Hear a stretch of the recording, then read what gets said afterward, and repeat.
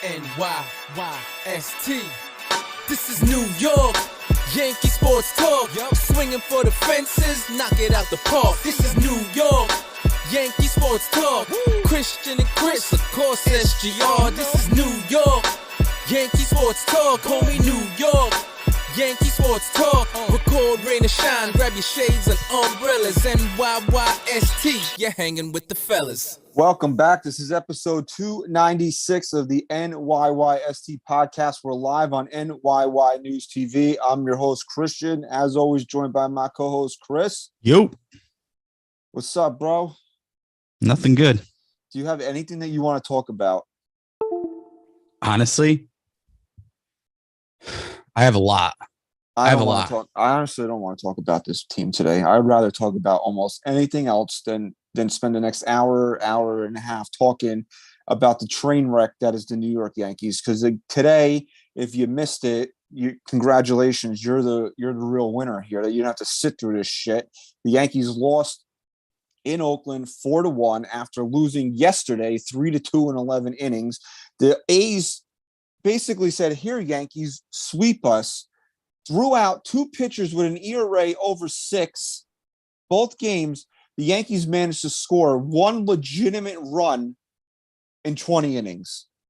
One legitimate run in 20 innings because they scored 2 runs in the 11th inning yesterday because A.J. Puck had no idea where the ball was going, and the Yankees got 2 runs off of one wild pitch. And they still couldn't win it. Couldn't win it. I mean, in fairness, I can't really kill Ron Marinaccio. No. I mean, the guy's been pretty much perfect. He hung a changeup. I mean, but again, there's a lot of little things that you can look at of why the Yankees don't win ball games. And I understand the Yankees are short in the bullpen, but if Aaron Boone is watching the game like I was watching the game, and I didn't have a great view like Aaron Boone did, sitting in the dugout watching it. I was watching on my phone driving up the fucking parkway yesterday. I saw that Ron Marinaccio had trouble locating and his pitches weren't as crisp as they've been. So why, if you have Wandy available in that spot, why are we trying to get through an inning with a guy that's clearly struggling there? That's a little nitpick, but it's a nitpick that probably cost them a game, Was Correct. Wandy great the night before? No, Wandy wasn't great the night before. Things were looking like the Yankees were going to sail to a win. Cole pitched a pretty good ball game. They only scored because J.P. Sears hung a slider to Judge. He tried to get one over. Judge cracked it out. And then Wandy, made things a little interesting in the 9th inning there and gave up a run, but he got out of it. But, I mean, you got to watch your team. And know that, like Marinaccio didn't look like he had it in the 10th inning. So I don't understand why we're pushing Marinaccio in that spot. Just like, today, the title of this episode, and we don't normally do this because normally we title the episodes after and we see where it's going, and then that's when we title it. The title of this episode today is, "Are the Yankees serious?" Or some variation of that. Are the Yankees a serious team? And I don't believe them to be a serious baseball team right now. Now you could say, oh, they're 29 games over 500. They have a 7-game lead in division, blah, blah, blah, blah, blah. But when the New York Yankees do things like they did today, it's hard to tell me that they're a serious ball club. Like, I'm watching a team that started Aaron Hicks today. Aaron Hicks has started 3 games since August 15th. There's literally no reason for Aaron Hicks to be on this ball club right now. Yeah, I get it. Aaron Hicks started the rally of the only runner, blah, blah, blah. I don't really care. He serves no purpose on this team right now, like absolutely zero. So what do? If you're a serious, this is going to be, if you're a serious team, you're serious about winning the World Series, you release him. Oh, he's going to make $30 million. Who cares? Do you care about $30 million? Or do you care about winning the World Series? If you care about $30 million, then you're telling me that your main concern is the bottom line. It's not winning baseball games, because Aaron Hicks is a drag on this team. He serves no purpose. He's not a good baseball player. And you have guys in your organization right now, Oswald Peraza, that can come up here and make a contribution. The guy hit his 18th home run today. I believe that was part of a 4-hit attack that he 4-hit performance that he had today. What more do you need to see out of him? Are the Yankees afraid that if they call up Peraza and he plays well, that they'll have 2 rookies in their lineup that are contributing to winning baseball? Are they afraid of that? It's the only logical thing I can come up with. That's the only answer I can honestly come up with. Does Brian Cashman have it in his contract that he would get fired if he had 2 rookies playing well at the same time? Because Peraza and Florial came up at the same time. Bro, they pulled the plug on Florial before the kid even had a chance to wet his feet. Right, exactly. And now you're going to, he's not a major leaguer. Again, how do you know that he's not a major leaguer? He played 2 games. Yeah, what did he take? He took an offer in the 2 games. And the Yankees like, we're done. We're done with you. The best thing that Estevan Florial has happened to him and all the jerking around now is that he's out of options and he won't be a Yankee next year. It's the best thing that has happened to Estevan Florial because he's out of options. The Yankees are going to have to make a decision about him being on the 40-man, and clearly they have no desire for him to be a contributor to his major league club. You have two sets of fans. You have the fans who look at the whole Florial thing and they put it into context and say, okay, what are my options other than Florial? If it's Aaron Hicks, then I don't care what Florial does. He should be the everyday player over him at least. Because at this point we've seen enough of Hicks. That's it. You're not getting anything more out of this guy. He's a bum. Right. And then you have the second set of fans who say, well, Aaron Hicks has to be here because what are your other options? And then you respond Florial and they respond clearly he's not ready for the major leagues or clearly he's not a good baseball player either. How do you know? You want to know how you think you know? Because you have a GM telling us that over and over again for how many years now? So when this kid comes up and goes 1 for 20 over, 4 games, you go, oh yeah, I guess Cashman was right. No, that's not how this works. And even if he is right, that's even worse on him because Aaron Hicks is still being put in this lineup here and there. He's still an option. He shouldn't even be an option anymore. Here's a simple equation of how you don't play Aaron Hicks anymore. You call Peraza, he plays shortstop, and Cabrera's your right fielder. Cabrera's played right field. Has he not looked good playing right field? Absolutely. He's looked phenomenal. Oh, but then you don't have another center fielder on the team, and then you have to play Aaron Judge in center field, and they don't want to do that, which is why Hicks was in the lineup today. Well, why did you trade for a center fielder in a fucking walking boot then, genius? Right. And there you go. We have no idea about Harrison Bader because he's injured. And yes, he profiles as an elite defensive center fielder. We all know it. I mean, we've read it. If you've done your homework, you've read about it, you know. But if your goal is to not have Aaron Hicks on the ball club, why did you trade for a guy that you knew was not going to play for you for at least 6 weeks? Right. And this is why, I tweeted this yesterday, right? It is very clear to anybody watching the Yankees that they are done with Aaron Hicks. They are done with Kyle Higashioka. And the only reason why Higashioka's got the last 2 starts is because Trevino's been banged up. But if you've been watching for an extended period of time now, Higashioka gets 1 game a week.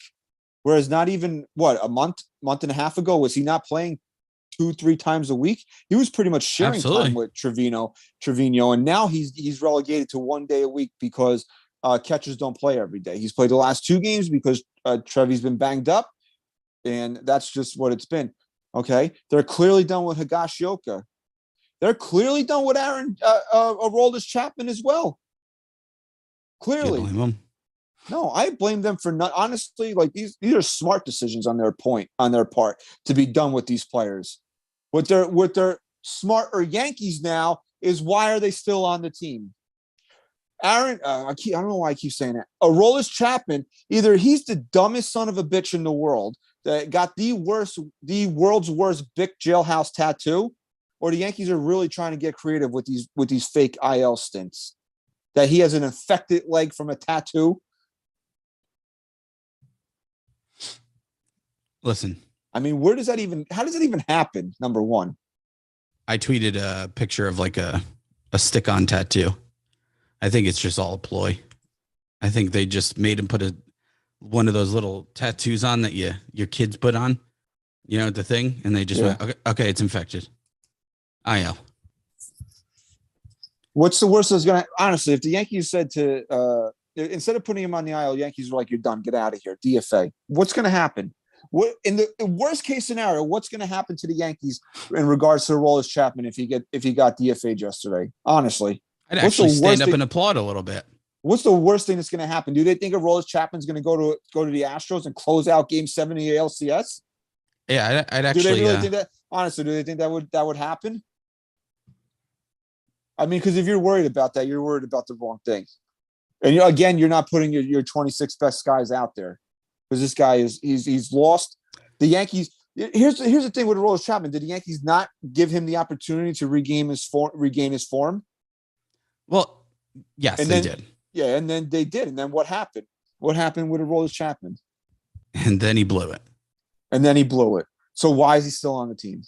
Well, this is what I was going to just say to you. You just said, you keep him here and you're not putting your best 26 guys out there. Even if they got rid of him, are you confident they're going to put their best 26 guys out there? No, but I'd rather him not be one of the 26 now. But do you see why where my question is important? Because it's such a complex, fundamental issue where it's not just one little thing where it's like, they finally get rid of Chapman. Let me applaud. Okay. They're finally, but then they still won't do the right things. They still don't make the right decisions. I got into a heated discussion with a friend today that defends Cashman. And I'm sure we'll get into this later. I won't get into it now. But at the end of the day, I don't, even when I see them do something right, to me, it's such a layered issue that I know somewhere else they're going to make up for it by doing something stupid. Okay, the Yankees are stupid. Okay, we know this. Well, my biggest issue. Okay, here we go. Has been, okay, I'm just going to try and stay calm. I'm not feeling like 100% today. Do you want bad allergies? Okay, bad allergies something? today. Okay. So I'm going to try and stay calm, short of breath right now. Here's what I'll say. Here's what I'll say. When your life is a little chaotic, right?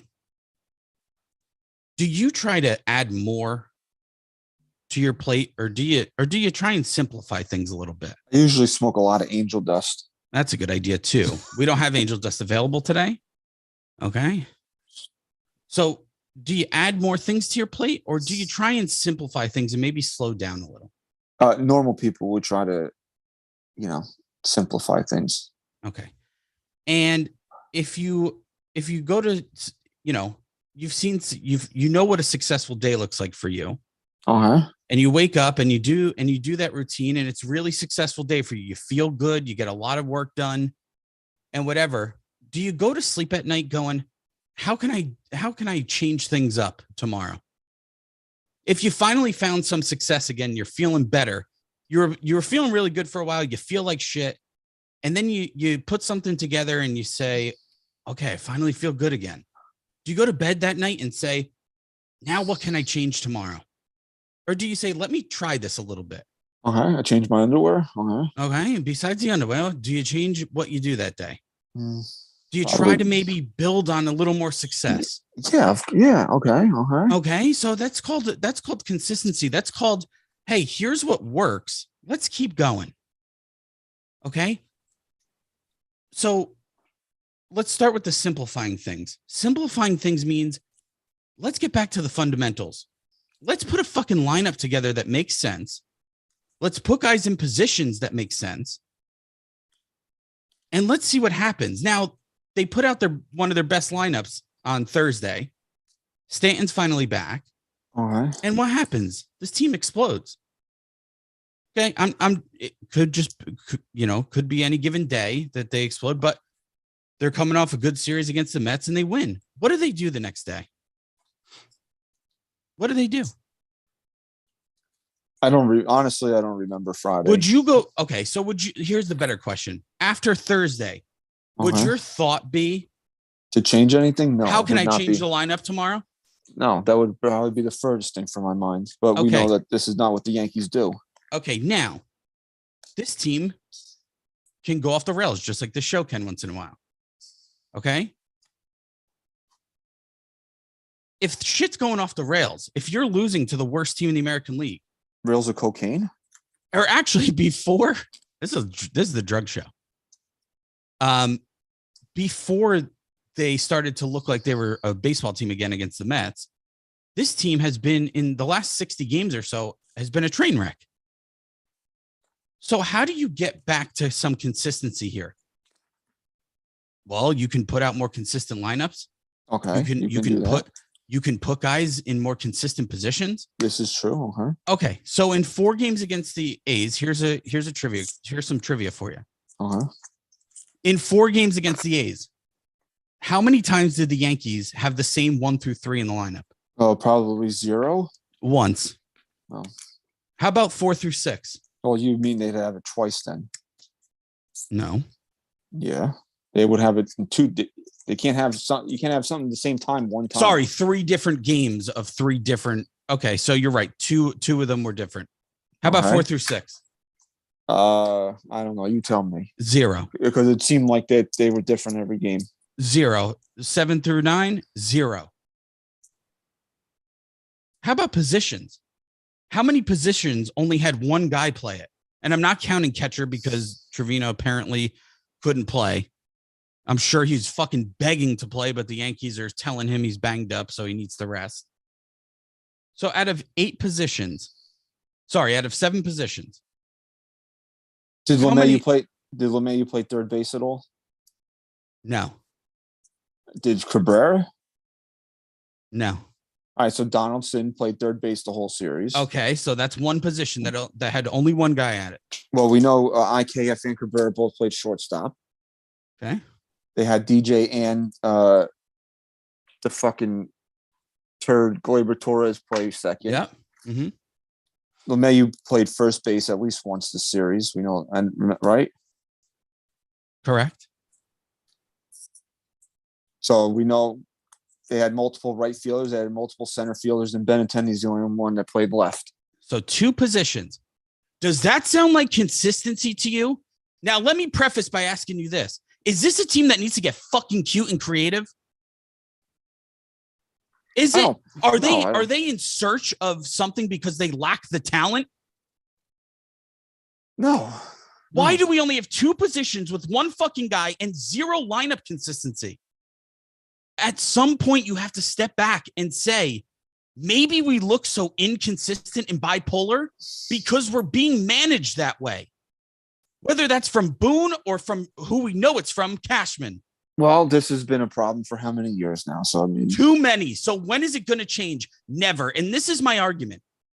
My argument is not that Brian Cashman doesn't put out good teams. He puts out a good product. Good. That's the key word there. Good. Exactly. But here's the thing. So the argument on the other side, what my friend was saying is a GM's job is to put out the best team to give him a chance at the playoffs because anything can happen in the playoffs and winning a World Series is pretty much. Well, you can shut that down immediately based on everything that Brian Cashman has done this offseason through the trade deadline and tell me that these were the best of options for the New York Yankees. That's exactly how I shut it down. I said it's not that he doesn't put a good product out there. I should feel more grateful that in my entire life I've never seen a losing team. Okay, I understand that. But here's what it all comes down to. Think about what he didn't do. Think about the guys he failed to get. Think about the times he chose the second best option or the third best option instead of the first. Or IKF, which is like the fucking 12th best 20th. Option. Okay. And to be fair, it's only 12th. Okay, so that's everything. But now here's the icing on the cake. His contract is up. At the very least, him getting another offer should at least be dependent on something, given that this team hasn't won anything in 12 years.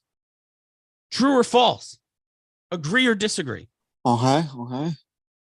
If you're going to bring him back because he does good things and gets teams into the playoffs, then you're telling me that's your standard.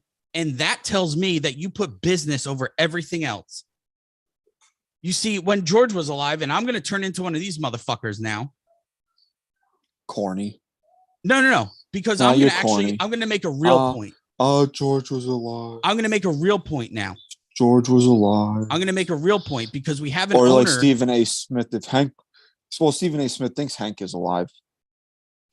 I'm gonna make a point because there is an owner out there who does put winning over everything else, who does think that the business is winning. Steve Cohen. Oh, I love him so much. Because I'll tell you one thing: if you don't think the Mets are better than the Yankees, I love him. You're in denial. You want to know why? Cohen. Do you want to know why?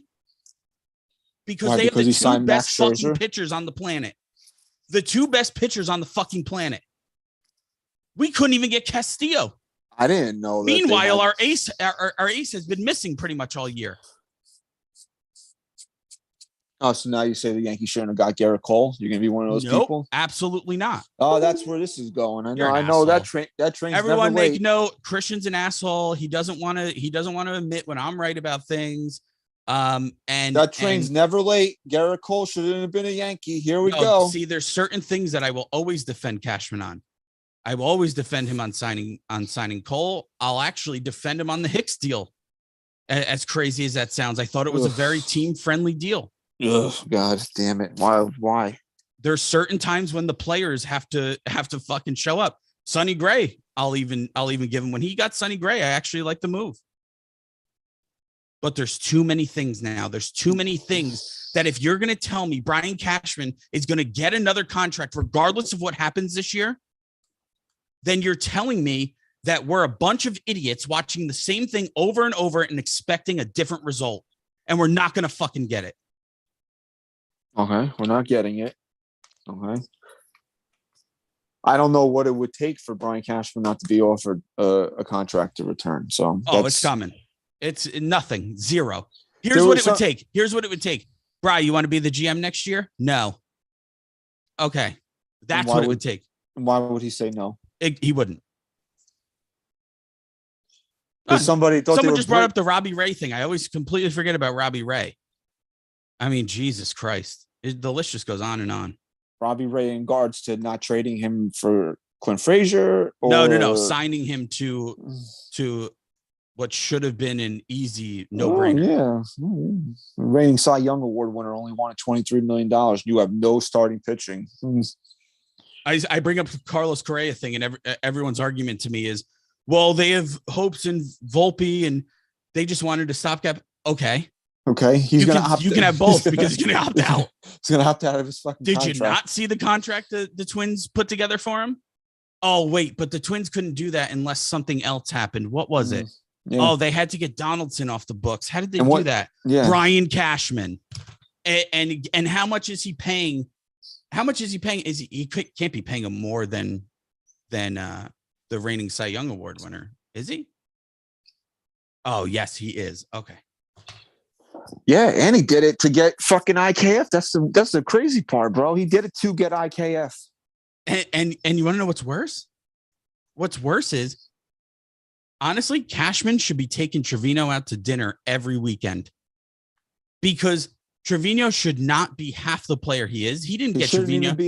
He shouldn't even be on the team. Okay? Right. He is so fucking lucky that Trevino is having such a great year because guess what, folks? He's not here to be a starter. We were going to go with Kyle Higashioka. So that's another one. That's something he should be very grateful to Trevino. I mean, you just look at the track record of the guys that he has brought in here recently. I mean, they're all having asterisks next to them pretty much. Jameson Taillon hadn't pitched in 2 years. Let's trade for him. Great. How's that really working out? He's okay. He's okay. Was he brought here to be okay? No. Traded one of your better pitching prospects to get Scott Efros. Where the hell is he right now? Hurt. He's hurt. Okay. Frankie Montas, you took him because he came out of discount. Why is that? He was hurt. He was hurt. He was hurt. Okay. Just look at it. Andrew Benintendi might be the only guy that had a clean bill of health coming over here. And there's certain people that don't even believe that he is because he doesn't have something. We don't need to get into that. But, I mean, think about it. And maybe that's why he came out of discount. Maybe you don't even know. Knowing Brian Cashman, who knows? Ben Rortvedt, wasn't he supposed to platoon with Kyle Gashioka? Ben Rortvedt actually catfished Cashman. He doesn't even exist. He's not even a real person. He's Manti Te'o's girlfriend, basically. Yes, exactly. Okay. That's why all those pictures came out with the muscles, and Cashman saw me. He was like, "Whoa, this guy's fucking jacked. Let's get him." Boom. Not even real. Traded for a guy that is hit. What is he hitting? 118 in AAA right now? It's pretty bad. And then people are like, "Oh, you can't get rid of Kyle Gashioka. Who's going to back up?" I don't know. The fucking guy they traded for that they wanted to be a starter this year. How about that?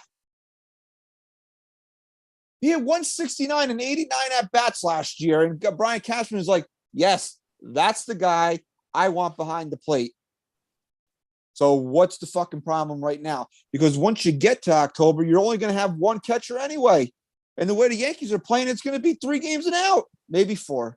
Okay, let's not be negative. All right. But let's not forget the number one thing, right? It all comes down. Let's continue. Just one last point here.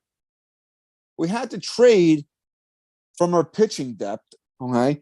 Jordan Montgomery, who was he going to pitch to a 0.89 ERA with the Yankees? No, we all know what Jordan Montgomery is. We all appreciate, most of us appreciated what he was for his team. A steady hand, 2-3 runs, 5 1/3 every time out, a steady hand that took the ball every 5 days. Mm-hmm. But we needed a center fielder. So, you know what? In context of the trade, it's not a bad trade to trade a 4-5 guy for a starting center fielder. Would you agree with that? Yeah. Where's Harrison Bader? In a walking boot. In a fucking walking boot. Can you please, somebody out there, we're live right now, so we can have live interaction with the fans. Can somebody in the chat please tell me what Brian Cashman has against acquiring fucking healthy baseball players? What is it? What do you have against them? I know what the answer is. Does anybody in the chat have the answer? Do you have the answer? I do. They cost more. They cost more. I have a better answer. What is it? He's not serious. Why? He's not. That's the overlying issue here. They're not serious. Why are they not serious? Because they acquire lesser players because they don't cost as much. If you're fucking serious, you put your balls out on the table and say, Luis Castillo's the guy, I want him. What does he cost? Fuck it, let's get him. No, Frankie Montas coming off a shoulder injury. When you're saying cost, you're talking players now. Yes.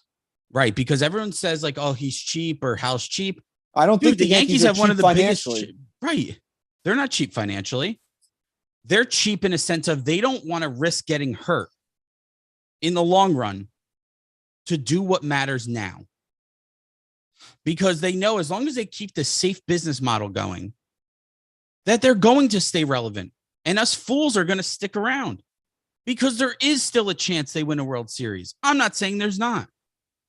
But here's the thing, Christian. We just went over this whole list, right? And this is what popped into my mind today. You go over this whole list, and it's like, holy shit, man. It can't get much worse than that. Hold on. It does. You're forgetting one of the most egregious parts of anything. There's been one player, one guy, one prospect. You know, everyone wants to talk about how great these prospects are, right?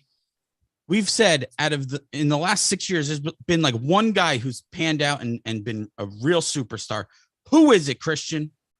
Aaron Judge. Is he a Yankee next year? Do you know? No idea. He couldn't even fucking sign Aaron Judge. You're defending a guy who can't even fucking sign the franchise, the face of this fucking franchise, the best player on the planet. Made sure to tell you about it, though. The best fucking player on this planet isn't even guaranteed a Yankee next year. And you guys want to fucking defend this guy. Fuck him. Made sure to tell you that we tried, though. We really fucking tried. Because let me ask you a question. What do you think it would have taken to sign him in the offseason? Around 35 to 36 million? Well, what was the deal? What was it, about 31 change? Was it? Yeah. And then apparently it was reported they came up to 32 and a half or something. Yeah. Okay. Which is like a slap in the face. Now, let's just pretend Aaron Hicks wins MVP, which he's gonna. He fucking better. Judge. Sorry. Oh, Jesus. Sorry. That's where my head's at. Let's just assume he wins MVP, okay?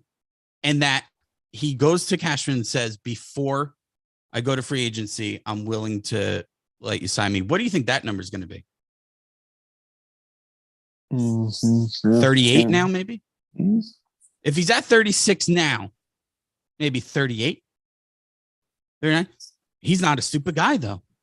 Why wouldn't you go to free agency at this point? What's it going to take then? Because I promise you, there's teams out there that are willing to give him in the mid to low 40s. I promise you.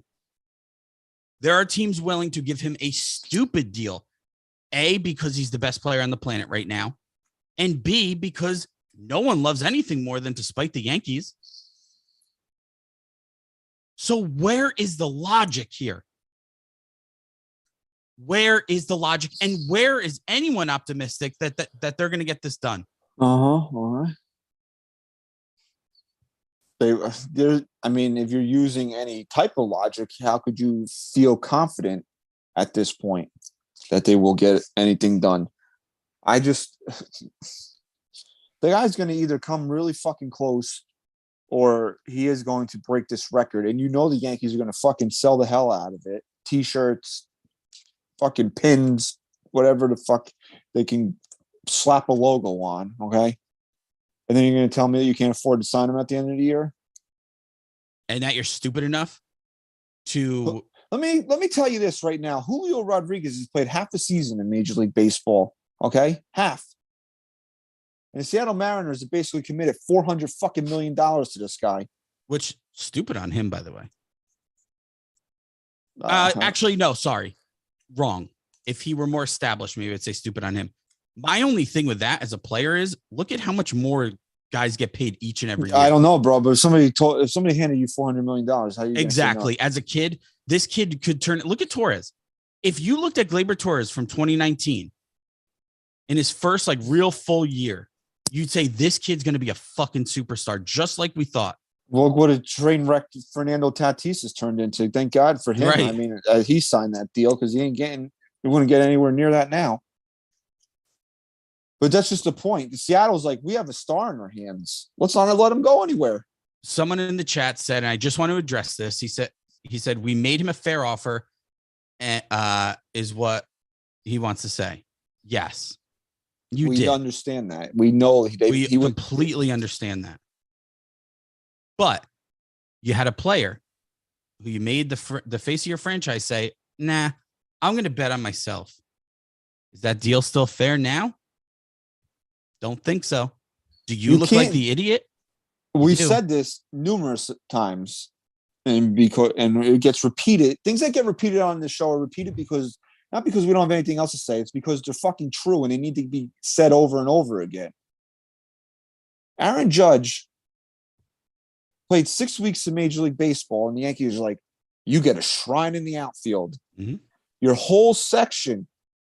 Derek Jeter, the first ever Yankee to get 3,000 hits. Think about it. Mantle, DiMaggio, Ruth, Gehrig, Berra. Nobody had 3,000 hits. Derek Jeter did. Derek Jeter get a fucking section in the outfield? Did you get Derek's deck out there? No. Mariano Rivera, the greatest to ever do what he did on a baseball field. Does he get a section out in somewhere? Is it Rivera's Row? Do they have Rivera's Row in Yankee Stadium? No. The Yankees built a fucking outfield section for this guy after 6 weeks because they were desperate for an identity, for a face, after just being fucking old and boring and basically irrelevant for 3 or 4 years there. And they cling to him because he was the big superstar hitting majestic home runs. And they're like, this is our guy. And what did they pay it off with? Fucking nothing. You think Aaron Judge gives a fuck that he has 10 seats in the outfield with his name on them? No. Why was this guy not? At the very least, why was Aaron Judge's arbitration years not bought out at that point, or even in 2018? Why? It's not the Yankee way. Oh, it's not the Yankee. Oh, but you know what?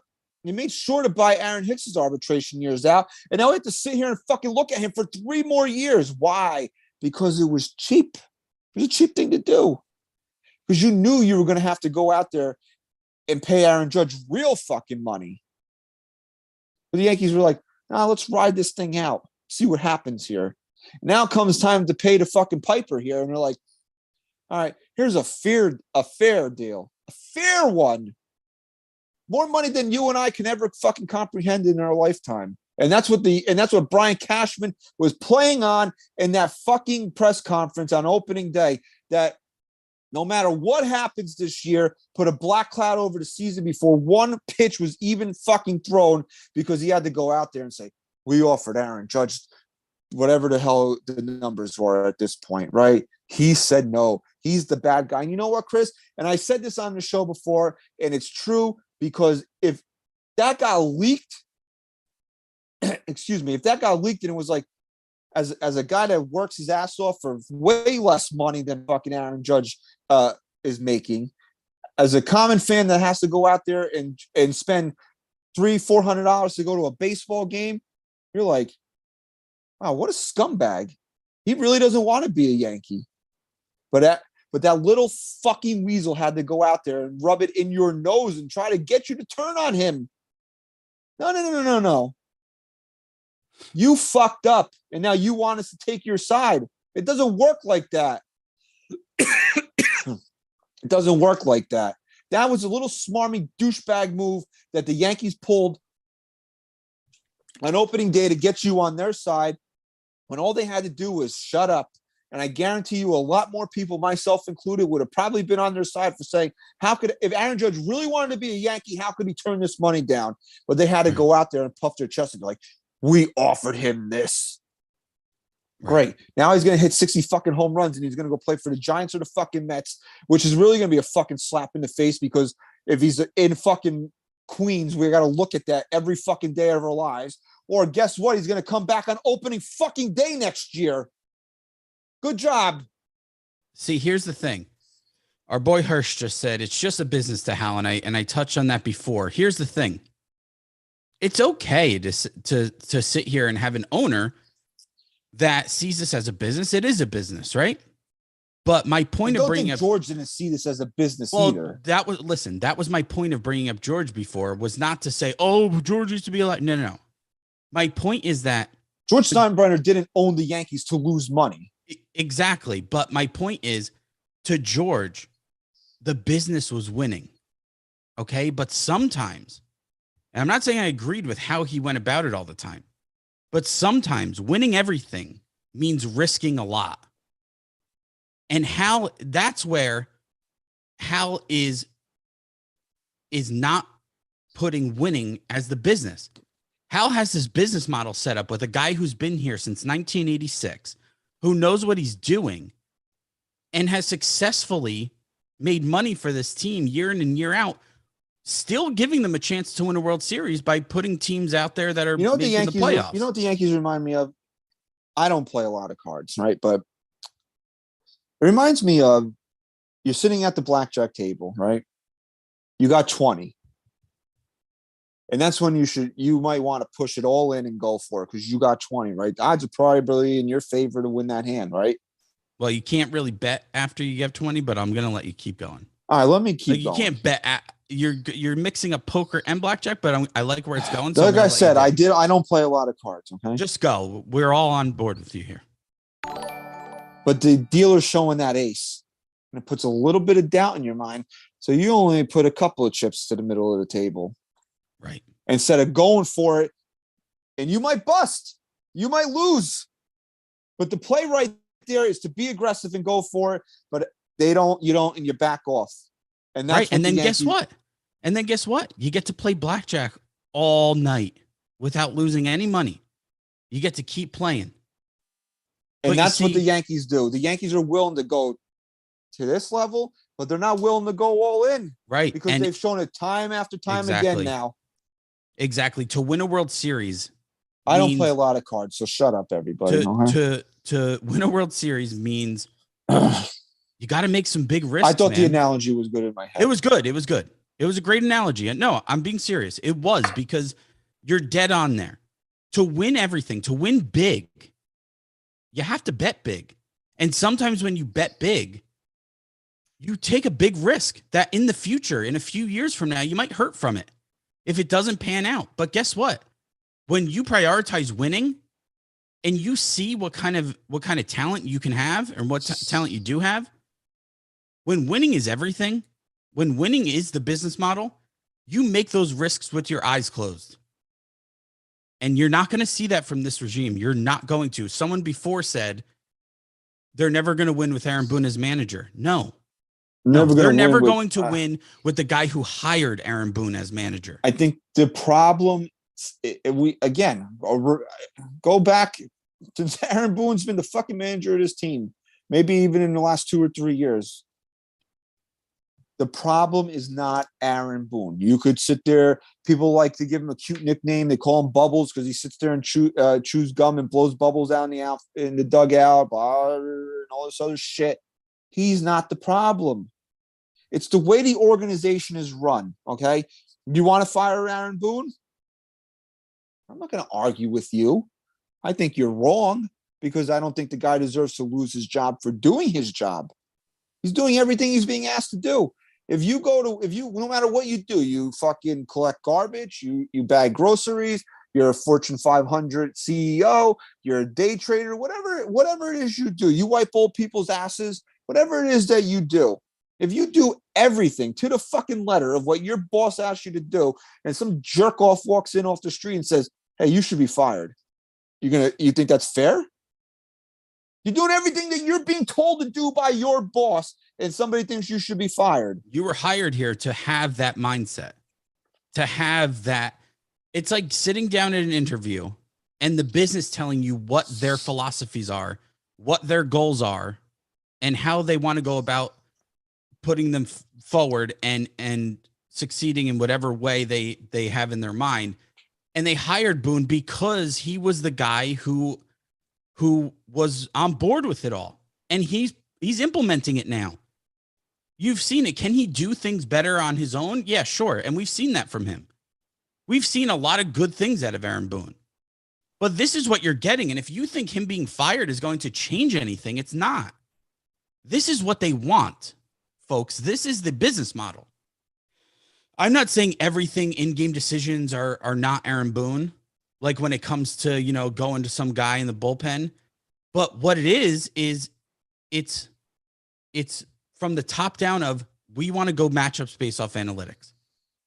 We like to do things this way. We like to give guys rests every third day, or we like to have a set days off. Or Andrew Benintendi can't hit in the top 2 when a lefty's on the mound. Exactly. Because analytics, come first.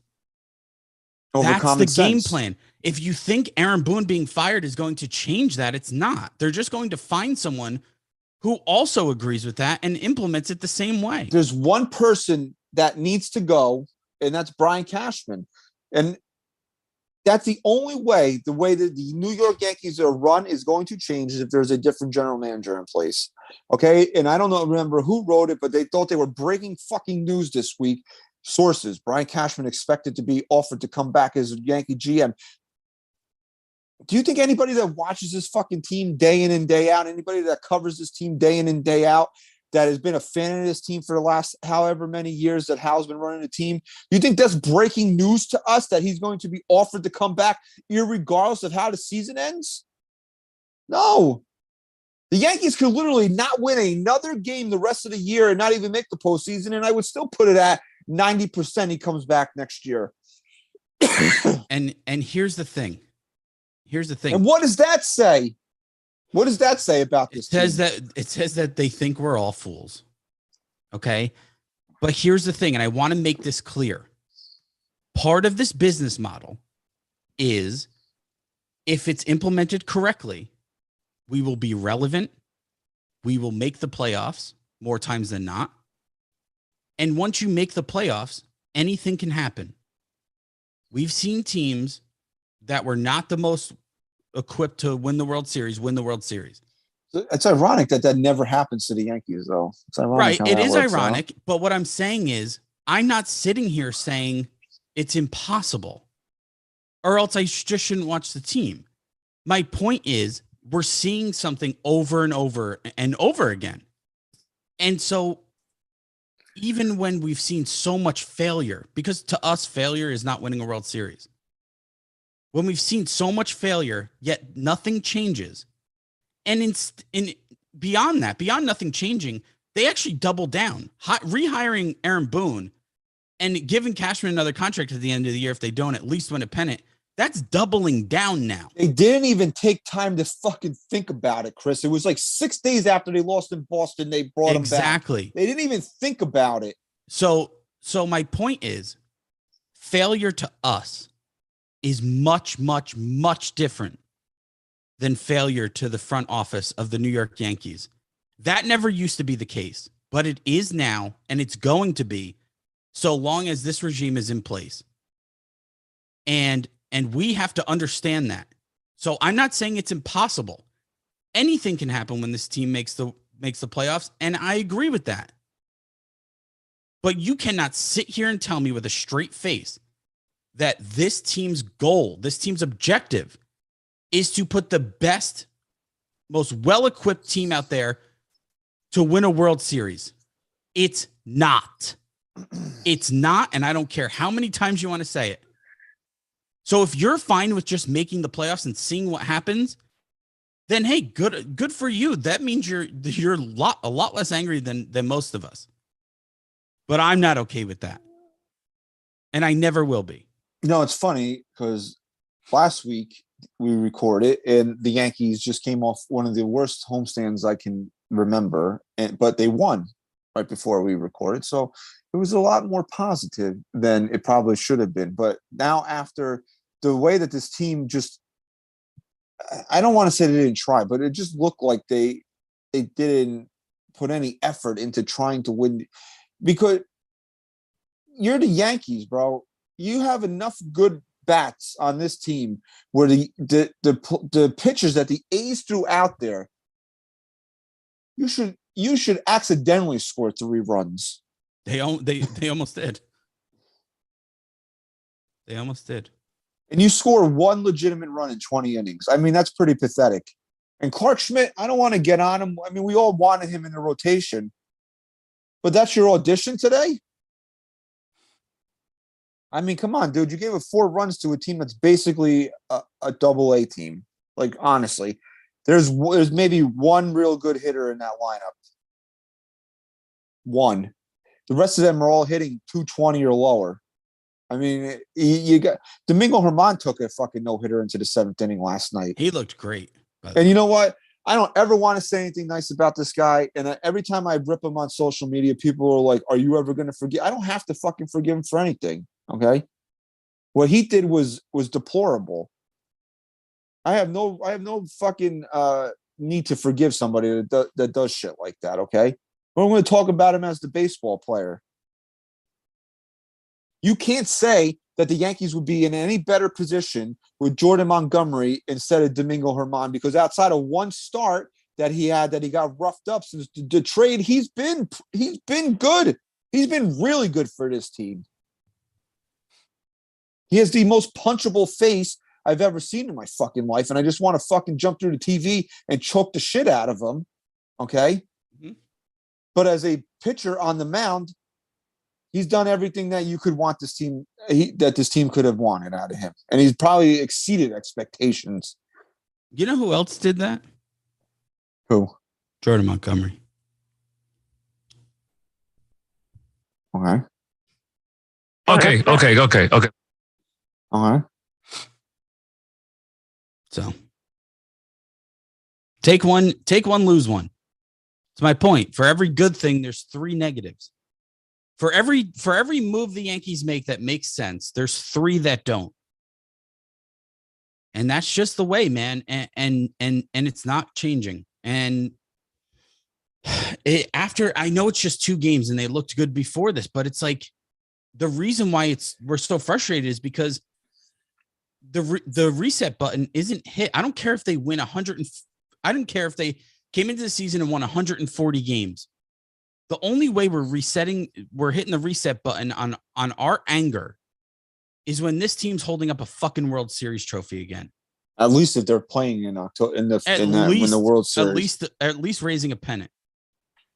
Once they advance past the Houston Astros in the ALCS, then I can take a breath and say, okay, right.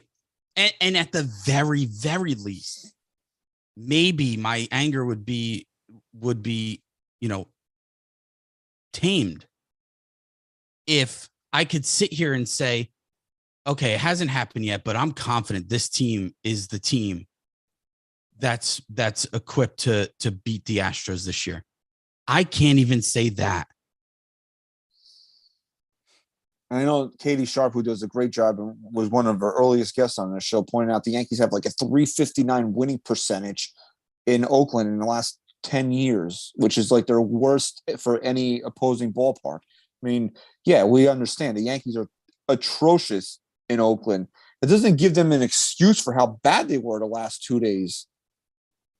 I mean, this is honestly, and it is more so yesterday's game than today's game.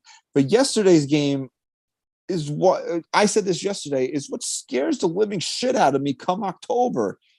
Is that this is a team the Yankees should just throw their fucking gloves out onto the field and dominate and win a game 8-1, 9-1. And they got shut down. Completely shut down.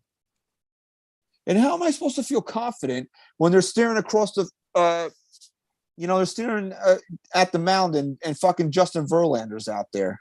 I'm supposed to feel confident when they got shut down. I watched both of these games. I couldn't even tell you the fucking Collar was his name.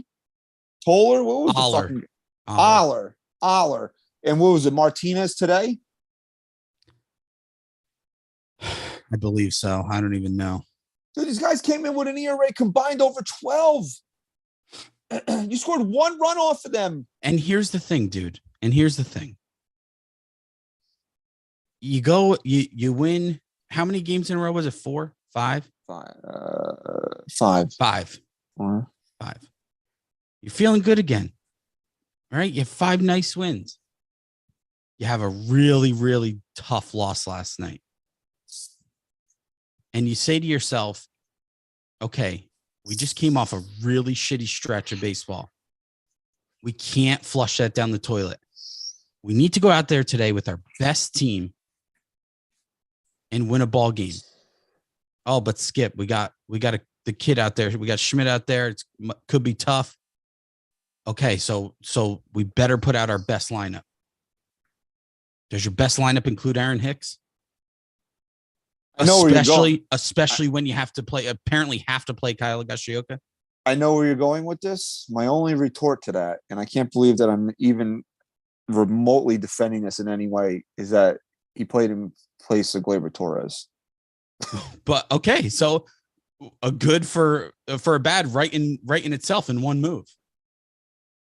Because you're just replacing him with a guy who probably shouldn't be here anyway. Would you feel any better about that's my point. It's not like Judge was sitting today, who did not. I mean, I don't want to rip him, but he had 3 strikeouts today. It's not like he contributed anything, but it's not like Aaron Judge was on the bench today. It was Gleyber Torres. Do you feel any better about the Yankees' chances of winning if Gleyber Torres was in the lineup today? Well, I don't think he had to be in the lineup. Well, they I disagree with that. Why? You could have put Cabrera out in the outfield and DJ at second. IKF at short. Okay, so who did IKF play today? No, he didn't. Who played shortstop today? Cabrera. Right. So you didn't have to. Okay, so then IKF plays. It's still further. I mean, it's still bad, but it's still your best. It's still out of given what you have, it's still your better option. Yes, I understand that. I understand that the option is never Aaron Hicks, but I'm not looking at the bench going, wow, Aaron Judge is sitting out there and fucking Hicks is in the lineup. It's two guys that I don't want to fucking look at either. No, who's that? Who's that on? Is that on the manager? Just goes right back to the same guy. I mean, he says he makes the lineup, so yeah. Well, it doesn't matter. The players he has to choose from, is it him? I mean, if you're honestly looking at it, like I got to play Hicks today, or I got to play Torres today. It's like, do I want to stick my right fucking nut in a blender, or do I want to stick my fucking left one in there? Right. Either way, and then you just flip a coin. Either way, it's going to be really fucking painful, and it's not going to be the outcome I want anyway. So I'm just going to have to pick one. And then the worst part is, Torres is going to be back in this lineup at a fairly consistent level. So at this point, if you have a GM not willing to make better moves, if you have a GM who's making you choose between IKF or Hicks or Torres or whatever, man, I'm almost to a point where I'd say, if you're going to keep playing Torres as much as you have, I'd rather just see him get consistent at bats and at least maybe run into a streak. But how do you expect this guy to come out of anything? If you're telling me he's still an option, how do you expect these guys to come into anything? So now you're just making the problem worse. But the Yankees don't believe in any of that. I know. That's my point. My point goes right back to everything. It's the philosophy. It's the game plan. I bring this up all the time. How long were we waiting to have Joey Gallo show signs of life? The guy hits 2 home runs in a fucking game. He's on the bench the next day. If there's ever a time to play somebody.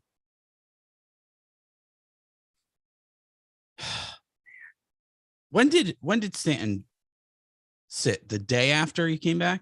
No, yesterday. He played 2 games in it. And I'm glad you bring that up, because this was pissing me off all night last night. Okay. So we went down to the shore yesterday, right? Okay. Last day trip of the summer. And I told my wife, I said, wife, I love you. And it was getting late. And I said, but if I got to drive 2.5 hours home, I need a bull. I need a fucking bull. And she's like, no, I just want to go home. I don't want to stop anywhere. I'm going to drive. So I said, great. I'll watch the game. All right. And as I'm watching the fucking game unfold, time after time, IKF Hicks. I'm sorry, IKF Higashioka, IKF Higashioka, IKF Higashioka. And I'm like, when the fuck is Giancarlo Stanton going to get the fuck up off the bench and swing a baseball bat? Okay. Now, I love Giancarlo Stanton. I'll be the first to admit it, man. I defend this guy all the fucking time. I have no problem with him. I love that he's a Yankee. He's been one of the only Yankees in the last couple of seasons actually shown up in October. Okay.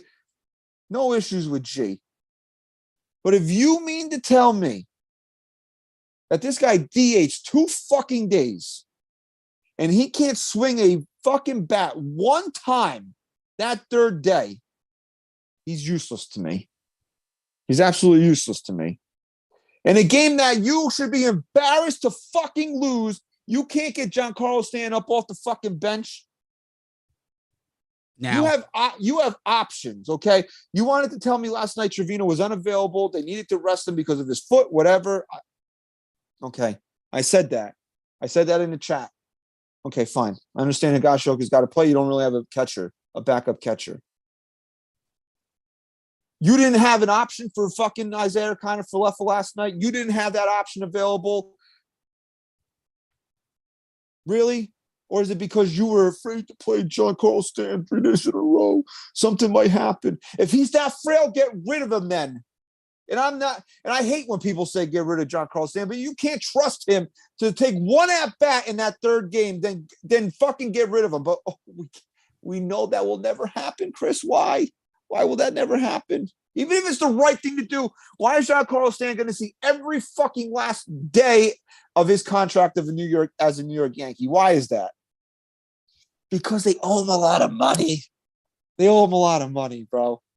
And that's why he is as safe as anybody on this fucking roster.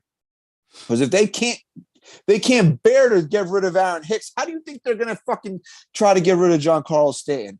That's why every time I see this shit on social media, get rid of this guy, get rid of that guy, I have an answer for all of it because we've been doing this for how many seasons now? Since 2017, and I've been a fan for fucking even longer than that. I know how this team operates. Nobody's championing to get rid of Aaron Hicks more than I am, but I know deep down in my fucking gut that they will never do it because they owe the guy $30 million. Hal would rather fucking sell his kids into fucking into a work camp than release Aaron Hicks and eat $30 million. Are you kidding me? Oh, they did it with Jacoby Ellsbury. Great. Did Judge really say gotta tip your cap to A's pitching? Was that a real quote? It might have been. I don't know. I didn't see the post game. I didn't want to hear any shit. Looks like Pete's confirming yes. Listen, I love the dude. Best player on the planet. You can't come out there and say that. You can't come out and say you got to tip your cap. I mean, if you want to take a shot at him for not being a leader, that's his time that you got to fucking step up and say, yeah, I did. I had a whole episode last week that I questioned Judge and say, as a leader. Hey, listen. It might not be fair. I don't know. But until they win, I'm not going to say anything else. I have no problem with him saying that. You say you got to give credit to Oakland, but at the same time, we got to be better. And maybe he did say that. That's got to be followed up with that comment. Because I know Aaron Judge well enough at this point to know he's not going to take a shot at a team like that, regardless of how fucking bad the pitching is on that side. And he knows as a man, as a baseball player, that they should have dominated these last two games. But I have no problem with him coming out and saying, yeah, let's give credit to Oakland. They pitched us really tough or whatever. But that has to come. But we also know we need to be better. We're a much better team than that. Those were guys that were hittable guys, and our lineup is too good to fail as bad as we did these last 2 days. Maybe he did say that, though. I don't know.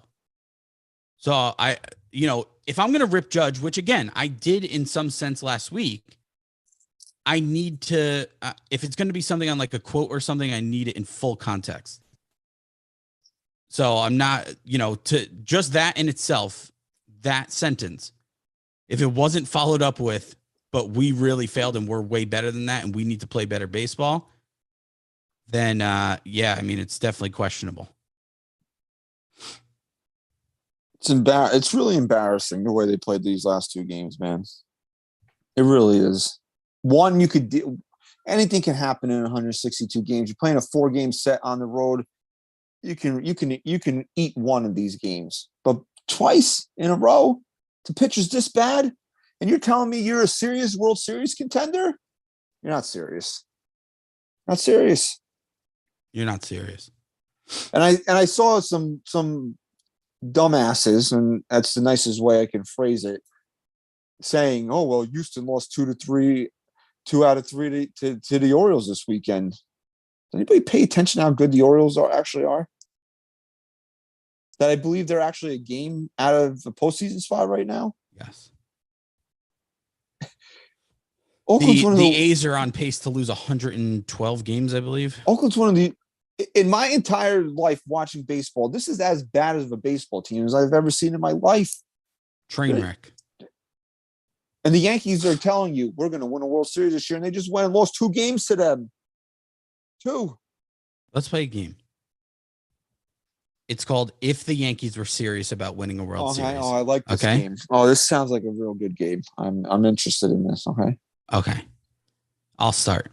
Okay. If the Yankees were serious about winning a World Series, Castillo would be in this rotation. That's correct. Now you're up.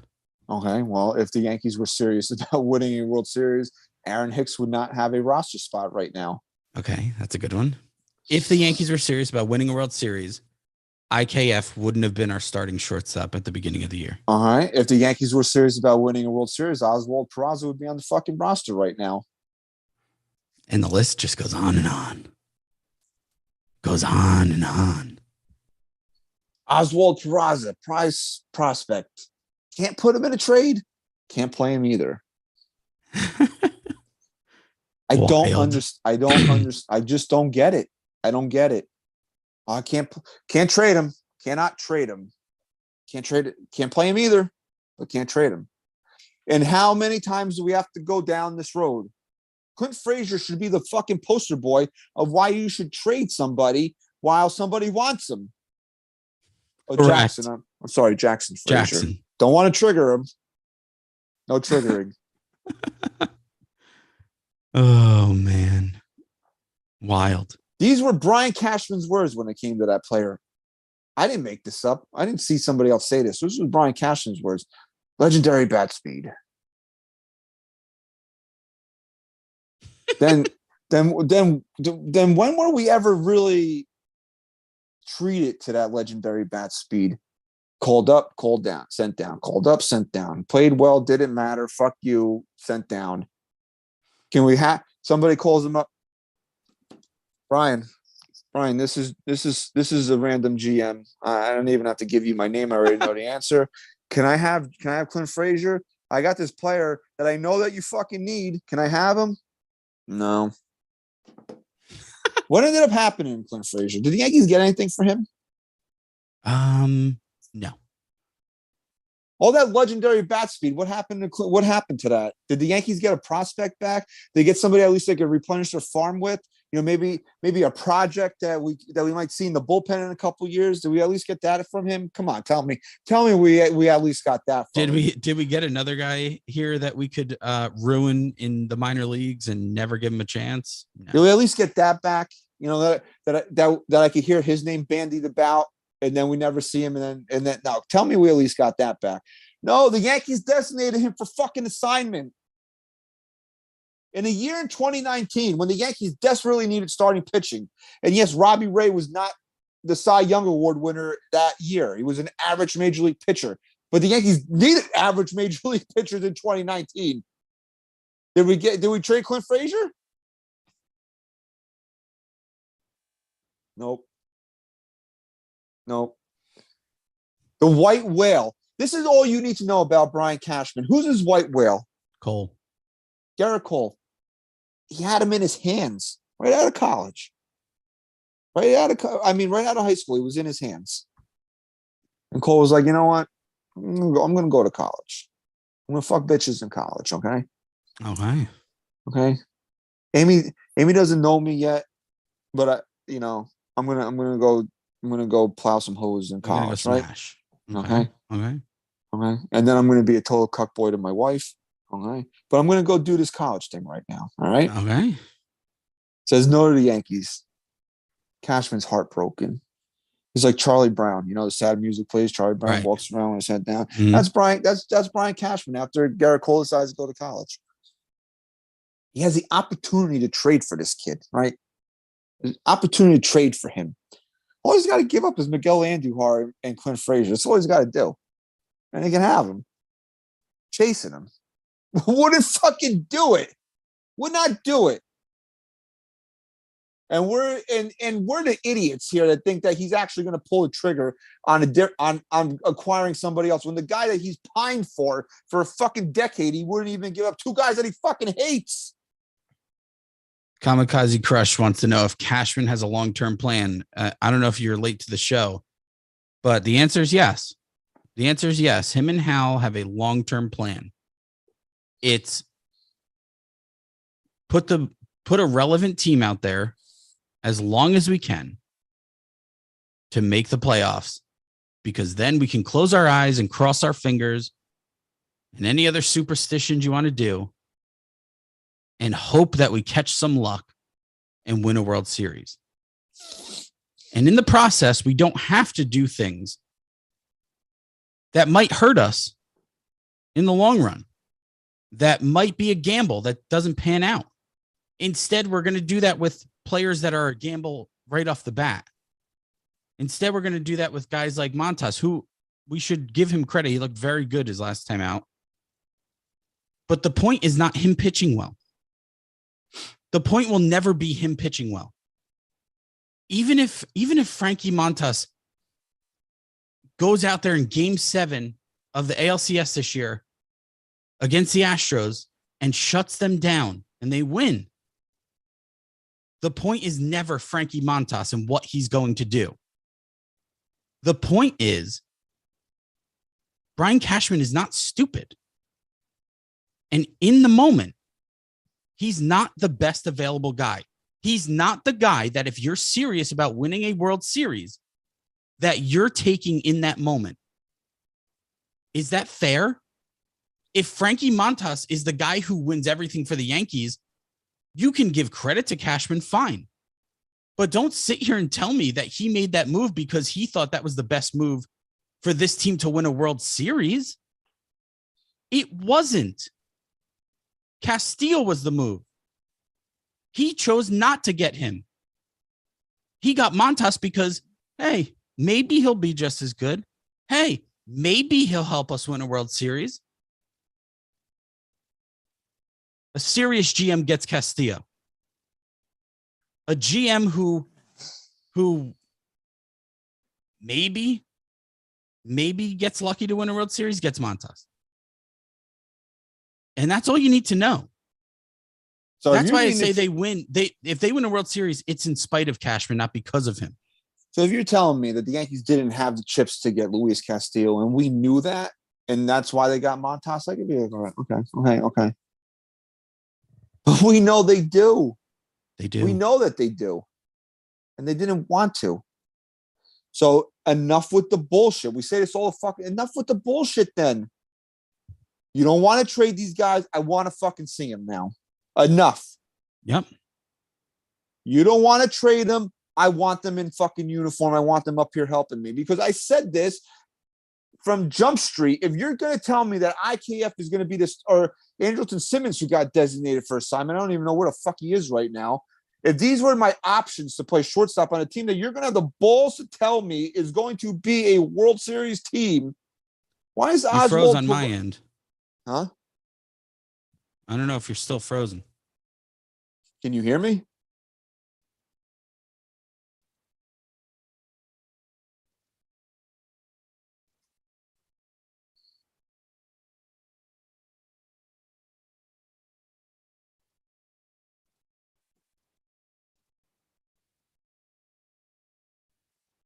Oh, Chris froze, huh? So there we go. We got a little technical difficulties. Chris is trying to play it off on me that I'm back. I don't know what the hell happened. Yeah, don't be a dickhead and tell me. You froze. You did. I just got confirmation that it was you. It was me. It must have been me. But on my end, you froze. Blaming everybody else for your problems. Yeah, it sounds like our GM. I don't even know what I was saying now. Oh, yeah. And a team that you're trying to tell me is you're going, oh, we're a World Series team. IKF, Andrelton Simmons. We all knew last year that Peraza's defense was major league ready. The bat might have to come along. Why not? Why not? Were you afraid that he might hit 210, 220? Who cares? What the hell is IKF giving you? The most empty 260 I've ever seen in my life. Yeah. Every time I look at him and the Yankees need a hit, he to do something. Oh, a contact guy. He knows how to control the bat. Why is he fucking pulling ground balls when he needs to push one to the right side to move a runner over? Then you're such a good contact guy. I'd rather the kids play now. Enough. We've seen Cabrera come up here. He might have 3 or 4 home runs right now if they were playing at Yankee Stadium. He's driving the ball a lot better. He's acceptable to the fucking high fastball. We've seen that. He can't lay off that shit. But other than that, the kid's got a plan. He makes good contact. The Yankees can stick him anywhere. You're watching this kid blossom right now, and he wasn't even a top 10 prospect coming into the season. Yeah. You know, what are you so afraid of? Someone said service time manipulation, and I want to make a point about the Yankees. If you want proof that I'm right in what I'm saying, that you're not a serious fucking you're team. not serious, and it's a business. The business model is what I laid out, and it's not winning a World Series. You can look at the evidence is right in how they manipulate the service time, because I said this again and again. I don't care how well Cabrera plays. He's been awesome. he was not the spark that the Yankees were looking for. We know who the spark was. It's Peraza. I'm not saying Cabrera isn't doing a great job and isn't, sparking, giving energy to the team. That's not what I'm saying. What I'm saying is, if you're sitting down and you're seriously considering that this team needs a spark, who are you going to call up? The Ghostbusters. Who are you calling? Honestly, who are you calling up? We all know it's Peraza, right, bro. So again, even in that, service time matters more. Why? Because they're not serious. Because they're not fucking serious, man. You know what is serious? My boy, Sylvester Stallone. Oh God, he's got a new movie coming out. I watched it today. It actually wasn't that bad. Yeah, it was probably terrible. You just have a bias for. I don't. Okay. It's an Amazon Prime direct to streaming movie. I mean, it's not going to win Academy Awards. It was a fun movie if you needed to kill 95 minutes, which I should have watched it 3 times today instead of watching the Yankee game. I mean, that would have been a better use of my time. Yeah. But my boy, I love this total G move right here, bro. This is total gangster shit right here. Yeah. Wife files for divorce. Dude goes to the tattoo parlor, tats his dog that's been dead for 40 fucking years over his wife. Wow. Gangster, bro. Gangster. That's gangster right there. You think Brian Cashman has the balls to do something like that? I was going to say maybe Stallone should be the manager. You think so? Maybe. The team wouldn't understand him, I don't think. I don't think they understand what Aaron Boone's saying half the time either. Fuck it. Well, the Yankees did make a really big move today, though. That's another thing. I'm glad you bring this up, right? You talk about not being serious, and we'll close the show here, okay? I never really get too worked up over bringing in MLB veterans that you stick into minor leagues. You never really have any intentions of doing anything with them. They're there for depth, eat innings in the minor leagues. If it, God forbid, an emergency arises, you need to, fill whatever, like the whole. Yeah, the Yankees. There's time, chapter and verse at times this has happened, right? But Chase and Shreve.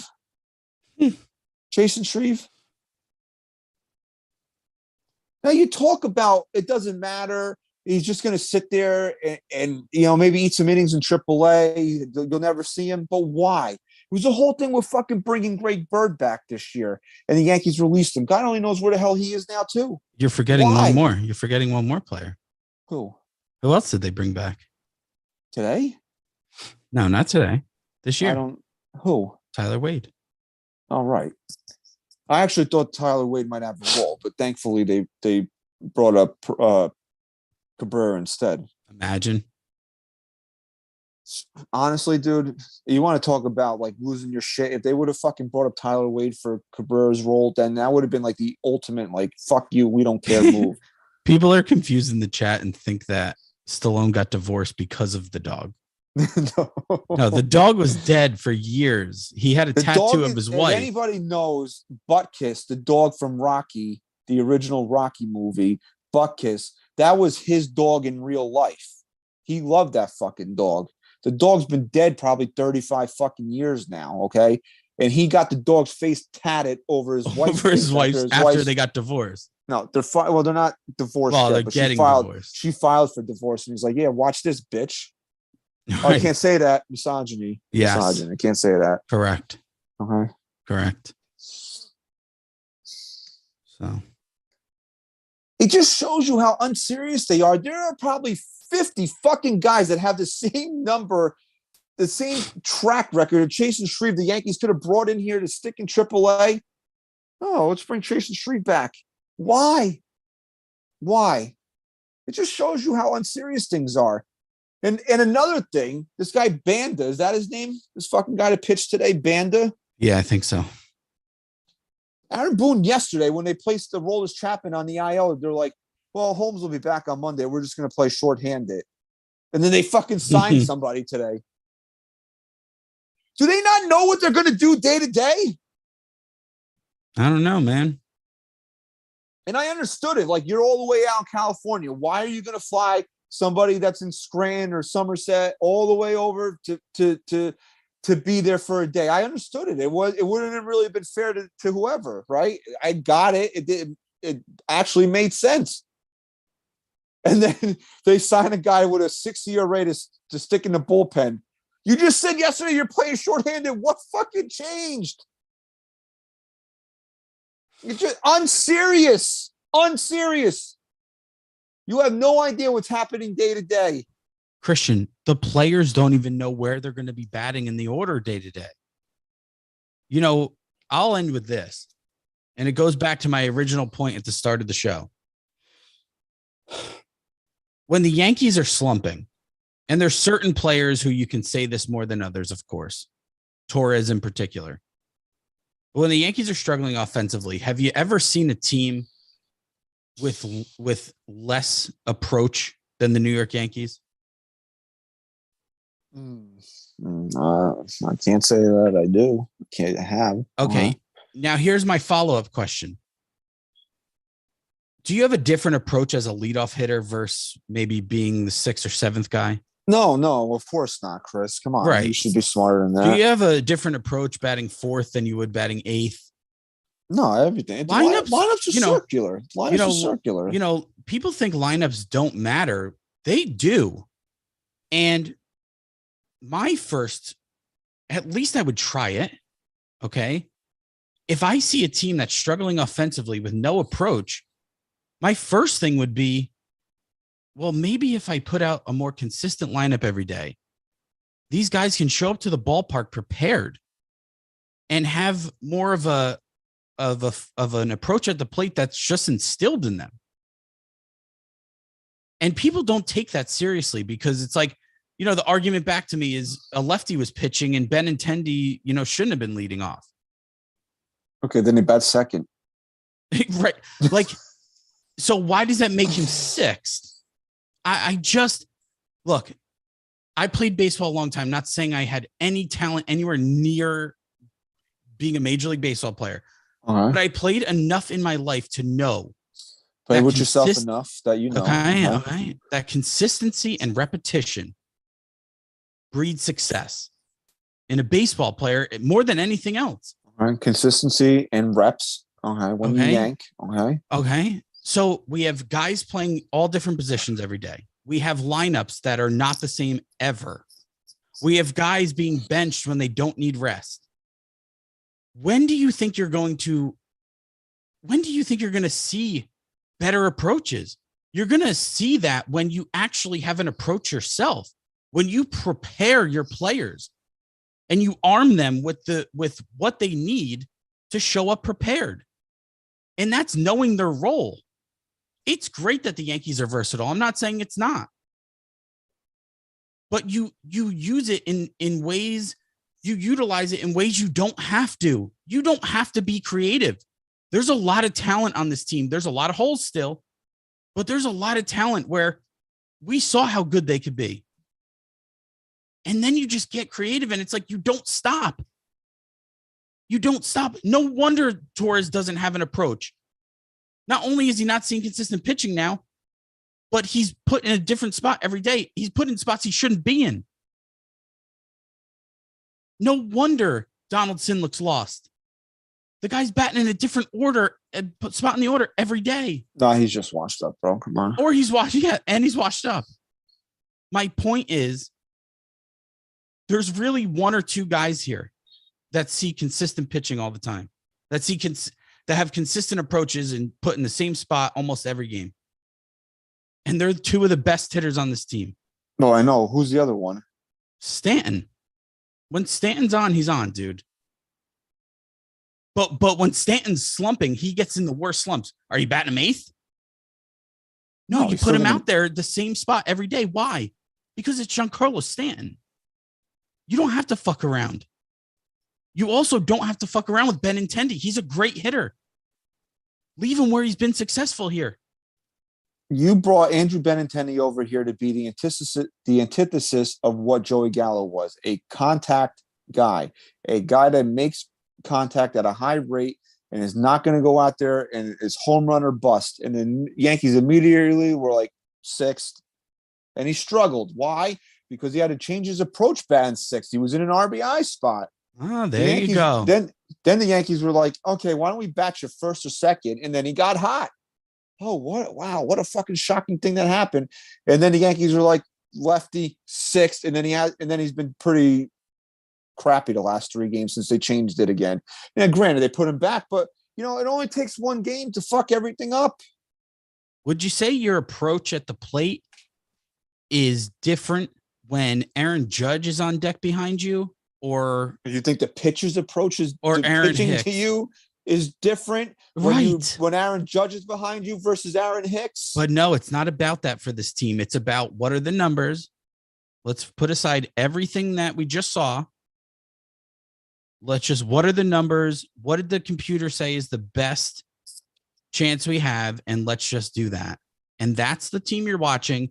And it's the team you're going to watch for the next however many years Brian Cashman is here. And all we can do as fans is continue to support the players on the field, even if we don't support the front office, and just at this point, cross our fingers and pray they get into real big groove like they were in the beginning of the year once October comes. Well, all you need to know is how they put the lineup together when they faced Manoah, when they won Manoah pitched the final game against Toronto, right? His splits are drastically different versus left-handed hitters. Like the OPS against is like 300 points higher, lefties versus righties. So let's put as many lefties as we can in this lineup. If you had good fucking left-handed hitting, not Marwin Gonzalez and Aaron Hicks, they never look past it. They never look past what's in front of them and say, yeah, this makes sense, but it's this. Right. Why don't we? The Yankees should be now at a point here, and we'll say this: who's your best 9, and where's their best spots, and go from there. Okay, your 1 through 5 should never change now.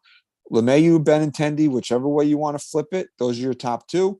Judge, and then I personally like the separation of right, left, right. So it should be Judge, Rizzo, Stanton. Yeah, Judge, Rizzo, Stanton. You go Benny, DJ, any which way you want to go, then Judge, Rizzo, Stanton. Oh, but Aaron Judge will get 0.5 more at bats over the course of the year if you bat him second. I don't fucking care. It doesn't mean shit to me because it's not the best construction for this lineup. Yeah, I would argue with the Rizzo, and that's fine. But I don't like.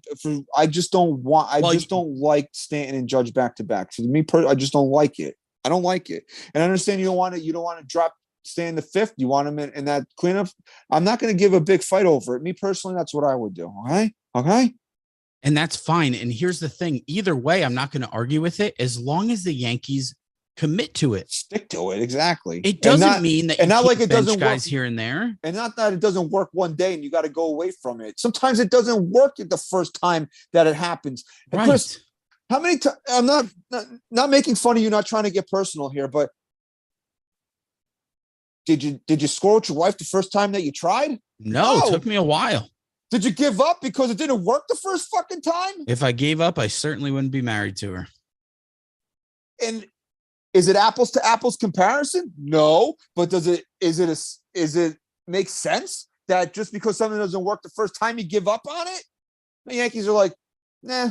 It didn't work today. Fuck it. Let's try Florial played for 3 games again. Nah, let's go back to him. Yeah, Florial didn't get a hit today. He definitely sucks, this kid. And I got to say this. It's an absolute fucking shock. I am still sitting here stunned beyond all belief that Oswaldo Cabrera has played every game since he's been called up. Actually, absolutely fucking floored that this has happened. It's not the Yankee way. And look what... Hey, you know what? Let's end on that because look what's happened. The kid looked lost at the plate. Lost. What has happened now? Would you say he has shown glimpses as a major league hitter? As a guy who can get into one? Are you confident now when he gets to the plate? You think that would have happened if you benched him every other day? Well, they would have had an 11 inning no hitter if wasn't for him yesterday. I'll say it one more time, man. In this 4-game series, the Yankees not once had the same guys 4 through 6 or 7 through 9. I split it up into 3 tiers because people say, oh, lefty, righty, or this guy needs a break. Well, they can't even keep the middle, top, bottom of the order in general. They have guys flipping around. It can't work that way. You cannot sustain a successful lineup that way. That's why we see the Yankees go into such lulls. Well, we'll end on consistency. I got to give a shout out to Craig M on Twitter. Okay, he wanted a shout out, and he left this comment. Theme of the show: the front office says they're serious about it, but their actions say otherwise. Wow.